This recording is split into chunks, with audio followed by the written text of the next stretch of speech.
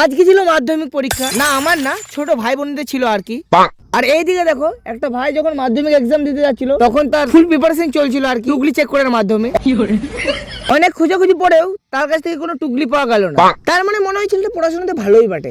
কিছুক্ষণ পর আমি আর আমার বন্ধু বাজার দিকে যাওয়ার জন্য বেরিয়ে পড়ি। কিছু দূর যেতেই আমাকে বন্ধু সাইকেল থেকে নামিয়ে দেয় এবং বলে আমার জন্য নাকি তার সাইকেলটা লিক হয়ে গেছে, সেই জন্য আমাকে সে দৌড়ে দৌড়ে নিয়ে যায় এবং সে সাইকেলে চেপে যায়।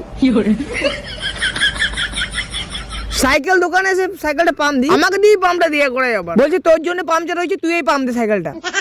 তারপর আমরা হাসপাতালে চলে আসি। আমার বন্ধু পাটা ছাগলটারই একটু শরীর খারাপ হয়েছে, ওই জন্য তার সাথে আর কি হাসপাতালে এসেছি। দেন ডাক্তার দেখানোর পর আমরা ওষুধ নিয়ে নিই। তারপর আমরা চলে যাই একটা অনলাইন সেন্টার, যেখানে বন্ধুদের পেন কার্ডটা ঠিক করাবে আর কিছু ভুল আছে ওগুলো সংশোধন করবে। আর আমি এখানে বসে বসে অপেক্ষা করতে থাকি। দেন পেন কার্ডটা হয়ে যাওয়ার পর আমরা ঘরের উদ্দেশ্যে রওনা দিই। ঘর আসার পর গরুগুলো খুলে পড়ে আমি পড়তে বসে যাই, কারণ কালকে আবার আমার কলেজে এক্সাম আছে, না পড়লে ফেল করে যাবো।